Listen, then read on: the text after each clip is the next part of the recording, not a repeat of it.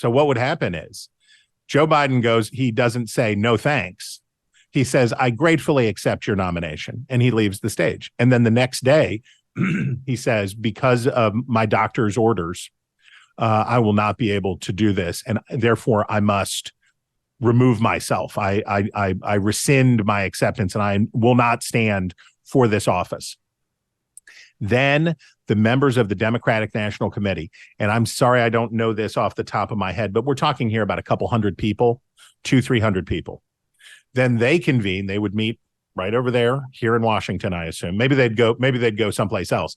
But the delegates are gone. There are no more delegates because the convention is over. And those delegates have gone home and they're not asked back. Now, if I'm Joe Biden, and this is just a thought experiment.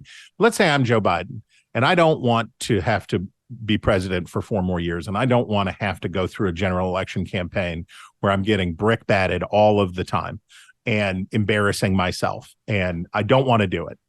This is the sweet spot.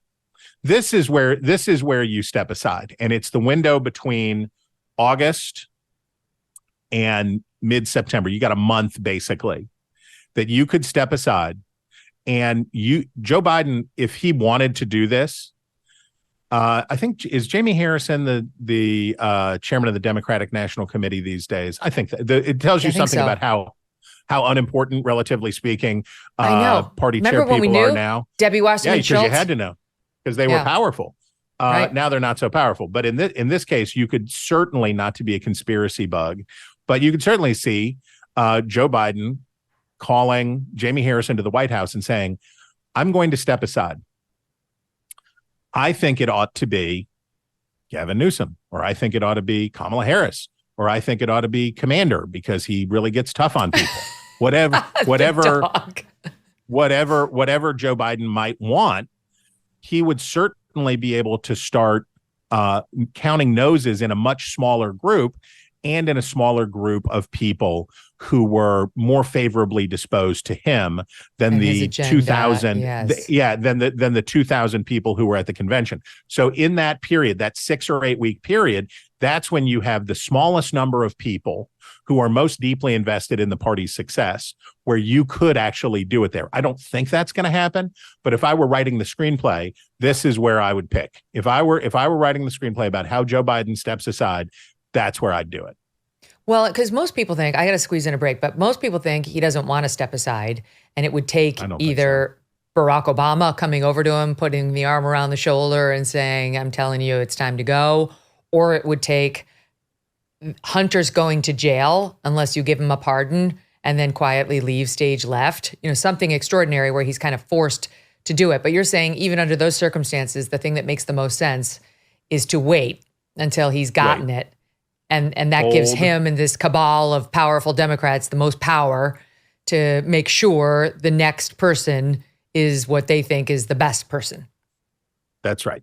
And if it happens during the convention or between the previous time, you'd favor Harris to get it and that she'd get sympathy votes and that it would probably devolve to her, but it wouldn't be sure. But in this window, there would be a much smaller group of people and an opportunity to do it with a fresh start. Of course, that doesn't take into any consideration how the Democrats are going to get rid of the black woman and sub in someone else, unless it's like Michelle Obama, right? But I don't know. Sonny Hostin over at The View, who's also a black woman, says we're not interchangeable and is saying this is not a good plan. If the Democrats could convince Michelle Obama to do this, can you imagine the stunning success that she would obtain? Because she wouldn't have to sit on the shelf. She wouldn't have to be there. People say, hey, wait a minute. This is the dumb thing you said before. What about this? What about that? And she wouldn't have to run for it. But that a group of, 150 people in a conference room somewhere could select her to be the Democratic nominee, and that she would arrive right at the moment where the general election campaign begins. Oh, man, she would ride herd. That's why Doug Brunt should write this book. And because it probably won't happen, but it would be a really good book. All right, there's less than 10 days left for Genucel's incredible dark spot package sale. Go to Genucel.com/MK60, MK60 right now, and get their dark spot corrector, a must-have after months of record heat and humidity, with every one of their most popular packages. Sunspots, brown spots, discoloration, even those dry, inflamed patches all disappear in front of your very eyes. Kimberly from Youngstown, Ohio writes in, quote, "My appearance has improved so much since using Genucel on my face. Love all my Genucel products and my skin looks years younger." Now it's your turn to feel and look like Kimberly, but there's only 10 days left to take advantage of the Genucel most popular package, which now includes the dark spot corrector plus the classic Genucel bags and puffiness treatment and its immediate effects product for all 70% off. Try for yourself completely risk-free.